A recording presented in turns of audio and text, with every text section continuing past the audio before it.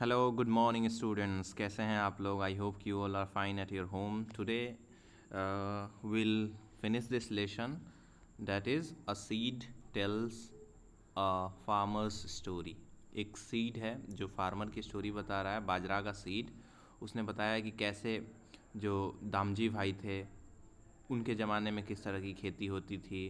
फिर दामजी भाई के जो बेटे हुए उन्होंने किस तरीके से खेती की, और फिर उनके बेटे हुए उन्होंने किस तरीके से खेती की. ठीक है, तो ये सब चीज़ें हमने देखा. धीरे धीरे जो एग्रीकल्चर था उसमें अब फ़ायदा ख़त्म होने लगा था. Got it. हमने यहाँ तक पढ़ा था. ठीक है, आप देख सकते हो कि नई नई टेक्नोलॉजी यूज किया जा रहा है खेती करने के लिए. खेतों में इलेक्ट्रिसिटी, कैनाल से वाटर, बोरिंग पंप से भी वाटर मिल जा रहा है. पेस्टिसाइड्स डालने पड़ रहे हैं. और खेतों हमने ये देखा कि जो प्लांट्स ग्रो हो रहे हैं, जो भी ग्रेन्स निकल रहे हैं एज अ एग्रीकल्चरल प्रोड्यूस, उनमें टेस्ट उतना अच्छा नहीं रहता है, बिकॉज हाइब्रिड सीड्स का जो टेस्ट होता है वो उतना बढ़िया नहीं होता है और ना ही उतना न्यूट्रिशन होता है. Got it. हमने ये देखा कि अब जो ये महाशय हैं दामजी भाई के बेटे, इनको खेती करने के लिए, चूँकि चीज़ें अब एक्सपेंसिव हो गई हैं, ठीक है, अब खेती करना महंगा हो गया, इसलिए इनको बैंक से लोन लेना पड़ रहा है खेती करने के लिए. ठीक है, और फर्टिलाइज़र्स ख़रीदने के लिए, पेस्टिसाइड्स ख़रीदने के लिए, मार्केट से सीड्स ख़रीदने के लिए. ठीक है, और चूँकि बहुत सारे लोग खेती कर रहे हैं तो इससे क्या हुआ, इससे जो प्रोड्यूस उगाया जा रहा है, मान लो जैसे कॉटन उगा रहे हैं, तो उस कॉटन का दाम घट गया. हाँ, मार्केट में उसका वैल्यू कम हो गई. अब ये खेती तो कर रहे हैं कॉटन का, लेकिन मेहनत करके पैसा लगा के, बट उनको उतना फ़ायदा नहीं हो पा रहा है. ठीक है, तो हमने यही देखा था. अब आपको डिस्कस एंड थिंक, मतलब सोचना है और डिस्कस करना है. क्या what can happen to Hasmukh's farm after some years. Hasmukh के फार्म का क्या होगा अगले कुछ सालों में, कुछ सालों बाद उसके फॉर्म को क्या होगा. तो वो क्या करेगा, बहुत ज़्यादा ये फर्टिलाइज़र्स का यूज हो रहा है सॉइल पे, तो धीरे धीरे प्रोडक्शन कम हो जाएगी, फ़ायदा कम हो जाएगा, तो हो सकता है वो खेती करना छोड़ दे. सो दामजी भाई, नेक्स्ट है दामजी भाई सन. दामजी भाई का जो बेटा है Hasmukh, choose to become a farmer like his father. Damji भाई का बेटा अपने पिताजी की तरह ही किसान बनना पसंद करता है, और हसमुख का जो सन है वो फार्मर बनना नहीं पसंद करता है. क्यों? वो ट्रक ड्राइवर बन जाता है. ऐसा क्यों है? ठीक है, ये आपको बताना है. तो दामजी भाई किसान थे, उनके बेटे ने मेहनत की, किसानी की, कुछ प्रोग्रेस किया, लेकिन जब हसमुख का बेटा हुआ जिसका नाम है परेश, उसको दिखा कि पापा इतना मेहनत करते हैं फिर भी उनको उतना फ़ायदा नहीं हो रहा है. जैसे जैसे दिन आगे बढ़े तो खेती में फ़ायदा कम होने लगा, इसलिए उसने खेती को अपना लाइवलीहुड का जरिया नहीं बनाया, बल्कि वो एक ट्रक ड्राइवर बन गया. ठीक है. The seeds were not sure. अब ये जो सीड्स थे, जैसे कि जो स्टोरी बता रहे हैं, हसमुख बोलता था कि ये प्रोग्रेस है, दिस इज़ प्रोग्रेस, ओके, हम प्रोग्रेस कर रहे हैं. तो सीड्स जो हैं उनको क्यों नहीं लगता था कि ये प्रोग्रेस है, उनको इस बात पे क्यों डाउट थी. ठीक है, आपको ये बताना है क्यों डाउट थी. तो यही कि प्रोडक्शन बहुत ज़्यादा कर रहे हैं, हाँ, खेतों में जो अनाज उग रहा है उसका टेस्ट अच्छा नहीं होता है. Got it. बहुत सारा फर्टिलाइज़र यूज करना पड़ता है, पेस्टिसाइड्स यूज करने पड़ते हैं, और एक ही तरीके का क्रॉप उगाया जा रहा है. तो इसको देख के जो सीड्स हैं वो बोल रहे हैं कि क्या यही प्रोग्रेस है. ठीक है. Have there been any changes near your area. क्या आपके एरिया के आसपास कभी आपने चेंज देखा है. ठीक है. Which may be difficult to call progress, जो कि आप जिसको आप प्रोग्रेस नहीं कह सकते, मुश्किल है उसको प्रोग्रेस कहना. ठीक है. What changes are these. What are different opinions about them, जैसे कि आपके एरिया में कुछ ऐसे परिवर्तन हुए हों जिसको आप प्रोग्रेस नहीं कह सकते, वो किस टाइप के चेंजेज हैं, आप मुझे बताओ। ठीक है, अब यहाँ पे एक रिपोर्ट पढ़ना है, एक न्यूज़पेपर का है, कटिंग है यहाँ पे, 18 दिसंबर 2007, Andhra Pradesh. Okay, farmers in Andhra Pradesh have been sent to jail for not being able to pay back their loans। Farmers हैं जो आंध्र प्रदेश के, उनको जेल भेजा गया, क्या करने के लिए? उन्होंने खेती करने के लिए जो बैंक से लोन लिया था उस लोन को उन्होंने रीपे नहीं किया, दोबारा पे नहीं किया, इस वजह से उनको जेल भेज दिया गया। क्यों उन्होंने लोन नहीं पे किया? So they have suffered a big loss in farming. One of these farmers, Nalappa Reddy, had taken a bank loan from 24,000 to repay the loan. He had to take another loan from a private money lender at a very high rate of interest.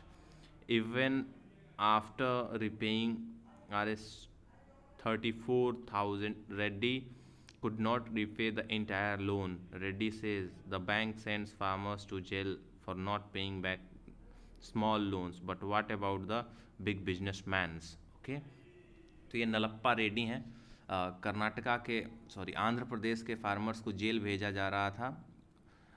क्यों? Because वो लोग loan नहीं पे कर पा रहे थे। हाँ, Nalappa Reddy was one of those farmers who has taken a loan of 24,000, but वो उसको रीपे नहीं कर पाए। बिकॉज क्या हुआ? बिकॉज हुआ ऐसा कि क्रॉप फेल हो गया, क्रॉप फेल होने की वजह से क्या हुई, लॉस हो गया फार्मिंग में। हाँ, उसके वजह से लोन नहीं पे कर पाए। तो इस लोन को, इस बैंक के लोन को पे करने के लिए उन्होंने प्राइवेट मनी लेंडर से, वो मनी लेंडर जो कि हमारे साहूकार होते हैं, उनसे उन्होंने बहुत ही हाई रेट पे, इंटरेस्ट रेट पे क्या लिया? लोन लिया। ठीक है, और लोन लेने के बाद से उन्होंने 34,000 रुपये पे किए बैंक को, लेकिन पूरा लोन नहीं पे कर पाए, क्योंकि बैंक जो है लोन देता है तो बार बार उसमें इंटरेस्ट ऐड करते रहता है। जैसे एक बार समझ लो 100 रुपये का आपने बैंक से लोन लिया, हाँ, कितने परसेंट पे? तो आपने लिया 10% पे, 10% इसका इंटरेस्ट है। 10% का मतलब क्या हुआ? अगले साल आपको बैंक को 110 रुपये लौटाने हैं। हाँ, यही हुआ। अगर इस साल नहीं लौटाते हो तो फिर ये लोन बढ़ेगा और अगले साल आपको 110 प्लस ये 10 का भी 1 रुपया, 10% लगेगा, 111 रुपये आपको लौटाने पड़ेंगे। हाँ, तो इस तरीके से 110 और फिर 110, ठीक है, इस तरीके से आपको आपका लोन होता है वो मल्टीप्लाई होते जाता है। Got it? समझ रहे हो? तो ये जो लोन था 24,000 का, ये बढ़ के 34,000 हो गया था। इतना भी देने के बावजूद उनका पूरा लोन पे नहीं हो पाया। तो ये बोलते हैं, क्या बोलते हैं रेड्डी, कि bank send farmers to jail for not paying the small loan. छोटे लोन जो 20,000, 25,000, 50,000, 1 लाख तक के जो लोन है, उनको नहीं पे कर पा रहे हैं फार्मर्स, तो उनको क्या कर दिया जा रहा है? जेल भेज दिया जा रहा है। हाँ, कहाँ भेज दिया जा रहा है? जेल। और जो बिजनेसमैन है जो कि हज़ारों करोड़ का लोन लेते हैं और नहीं पे कर पाते हैं, सरकार उनको कुछ नहीं करती। ठीक है, they take loans of crores of rupees. Businessman कितने के लोन लेते हैं? करोड़ों रुपए का लोन लेते हैं। ठीक है, nothing happens to them when they do not return the money. वो हज़ारों करोड़ रुपए लोन से, बैंक से लोन लेते हैं, लेकिन उनके साथ कुछ भी नहीं होता है उनके साथ। देखो, विजय माल्या 12,000 करोड़ रुपए बैंक से लोन लिया था और भाग गया यहाँ से। कौन भगाया उसको? कौन भगा सकता है? बताओ। ओके, तो जो सरकारें हैं, गवर्नमेंट्स हैं, वो भी क्या करती हैं? गरीबों से ही अपना सारा जो ताकत है उन पे आजमाती है, अमीरों पे उनका कोई भी ताकत नहीं चलता। ठीक है, okay. Nalappa Reddy's story is shared by thousands of farmers in India who are suffering huge losses। अब नलप्पा रेड्डी की जो ये स्टोरी है लोन नहीं पे करने की वजह से जेल जाने की, इस स्टोरी को बहुत सारे किसान अक्रॉस द कंट्री शेयर कर रहे थे, जो किसान क्या थे, सफ़र कर रहे थे ह्यूज लॉस। ह्यूज लॉस का मतलब बहुत बड़ा नुकसान हुआ था इनका, किसमें, फार्मिंग में। ऑफ कोर्स हर किसान हर बार ही लॉस उठाता है, ठीक है। The situation is also bad that many farmers see no way out of this except to commit suicide. अब फार्मर्स को सिचुएशन इतना ख़राब हो गया कि फार्मर्स लोन नहीं पे कर पाने के वजह से अब उनके पास दूसरा कोई रास्ता नहीं था सिवाय सुसाइड करने के। According to government figures 1,50,000 farmers have died like this between 1997 and 2005। ये 1997 से लेकर 2005 तक 1.5 लाख किसान सुसाइड कर चुके हैं। वो किसान जो अपना लोन पे नहीं कर पा रहे थे, वो किसान, ठीक है। तो देखो आप कितना ये मतलब एक बुरी बात है कि किसान इतना मेहनत करता है, पूरे देश के लोगों को फूड प्रोवाइड करता है, एंड देन उसको क्या है, फूड के अलावे और भी ज़रूरतों को पूरा करता है, फिर भी उसकी हालत इतनी ख़राब है, ठीक है। चलो ये प्रोजेक्ट वर्क है, देख लेना इसको। What question comes to your mind about farmers and farming? Right some question in your group and ask a farmer. For example, how many crops do they grow in a year? Which crop needs how much water? Okay, आप क्या करना है, बहुत अच्छा project है, इसको बनाओगे आप। पहले तो आपको एक क्वेश्चन ये बताना है कि what question come to your mind about farmers and farming. आपको फार्मर्स के बारे में और फार्मिंग के बारे में आपके दिमाग में पहला ख्याल क्या आता है, ठीक है। क्या आप फार्मर बन सकते हो? क्या आपने कभी सोचा है कि फार्मर बनना चाहिए? अगर अच्छे ख्याल आते हैं तो इसका मतलब आप फार्मर बन सकते हो। अगर आप नहीं बनना चाहते, इसका मतलब आप समझते हो कि फार्मिंग करना अच्छी बात नहीं है, फ़ायदा नहीं है इसमें, ठीक है। जो भी आपका ओपिनियन हो आप उसमें लिखना।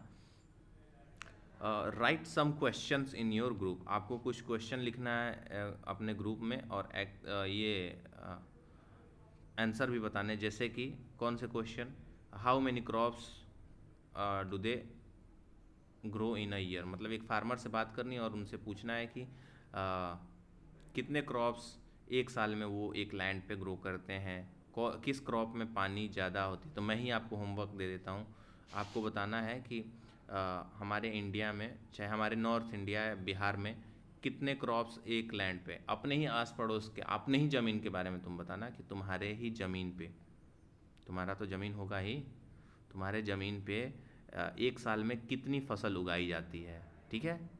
फसल का नाम लिखना और फिर ये लिखना कि कौन कौन सी फसल उगाई जाती है और हर फसल में कितना पानी का ज़रूरत होता है, how many water is required. Okay, तो वाटर आप ऐसे सेंटीमीटर में लिख सकते हो। जैसे मैं एग्जांपल दे रहा हूँ कि गेहूं के लिए कितना पानी की ज़रूरत होता है, तो 50 से 70 सेंटीमीटर पर एनम अगर पानी होती है तो गेहूं की खेती अच्छी होती है। हाँ, इसी तरीके से धान, शुगर केन, आप ये सब के बारे में लिखोगे। Visit a farm near your area, observe and talk to the people there and write a report. Farmer से बात करो और उनसे बात करके एक रिपोर्ट लिखना है। ये तो नहीं करोगे आप लोग।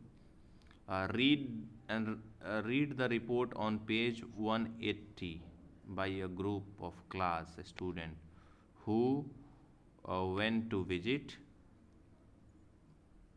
भास्कर भाईज फार्मर्स। ओके, ये रिपोर्ट है भास्कर भाई का, आप इसको क्या करोगे, रीड करोगे, ठीक है। इस रिपोर्ट को आप रीड कर लेना और एक्सप्लेन कर सकते हो अपने खुद से।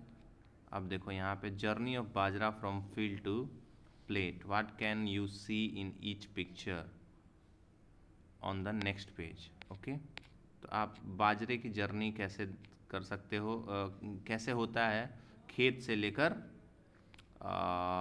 आपके प्लेट तक। तो देखो पहले क्या किया जाता है, पहले बाजरा उगाया जाता है। कब उगाया जाता है, मक्के की खेती जब होती है ना, मैं यहीं पे बता दे रहा हूँ, मैं वो पढ़ के नहीं बताऊँगा।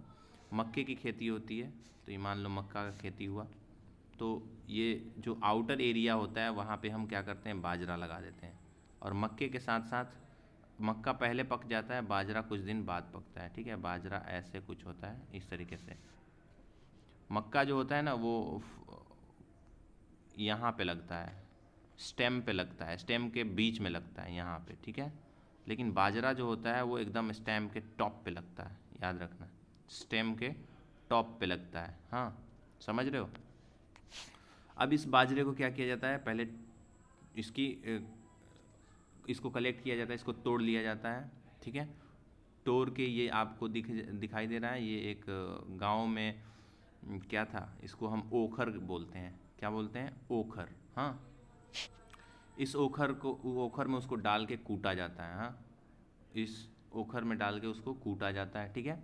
और फिर इसको बहुत ही मेहनत करने के बाद से, इसमें बहुत छोटे छोटे डस्ट पार्टिकल होते हैं, ठीक है।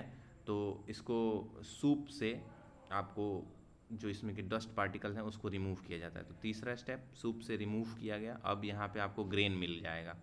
ग्रेन मिलने के बाद से चौथा स्टेप क्या करते हो, पिसवाते हो आप इसको, फ्लोर में चेंज करते हो। फ्लोर में चेंज करने के लिए क्या करना होता है आपको, इसको पीसना होता है, हाँ।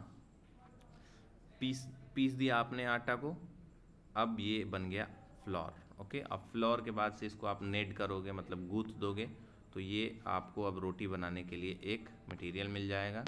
And here you can see 7वां पॉइंट रोटी बन रहा है, 8वां पॉइंट तवे पे गया रोटी, और 9वां पॉइंट आपने रोटी अपने प्लेट में हासिल कर लिया, ठीक है। तो ये है प्रोसेस। अब आपको ये देखना है व्हाट वी लर्न, हमने क्या सीखा। There have been many changes over time in our food, what can this mean, इसका क्या मतलब है, ठीक है। हमारे फूड के हैबिट में बहुत चेंजेस आए हैं पिछले कुछ दिनों से, पिछले कई सालों में, ठीक है। Use the seed story and what you know from your elders to explain, okay. Seed story का यूज करो और अपने एल्डर्स के बारे में, एल्डर्स से पूछो कि आप लोग का फूड हैबिट क्या था, ठीक है। देखो पुराने ज़माने में बात ये हुआ करती थी, लोग बाजरा, मक्का और ये क्या बोलते हैं, बलटांगुन बोलते हैं, ठीक है। इसकी रोटी खाते थे और ये बहुत ही न्यूट्रिशियस होता था, पेट के लिए बहुत ही अच्छा काम करता था, ओके। इसमें आयरन मिल सकता था और रफेज का काम करता था, मतलब ये बहुत ही हेल्दी होता था, हाँ। पहले के लोग मजबूत भी होते थे, ये खाना खा के बहुत मजबूत होते थे।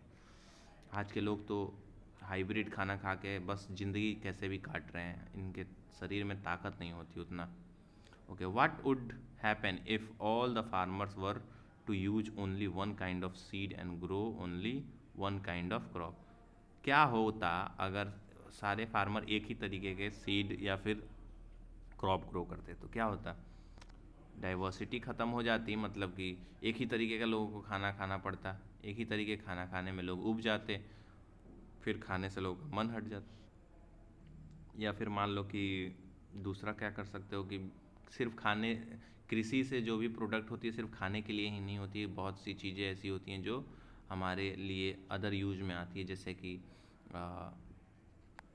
कॉटन का खेती हुआ, कॉटन की खेती में हमको कपड़े के लिए रॉ मटेरियल मिलता है, हाँ। तो ये सब चीज़ें हैं, तो ये चैप्टर यहाँ पे ख़त्म हुआ। Thank you, have a nice day, हम अगले चैप्टर में मिलते हैं, बाय बाय।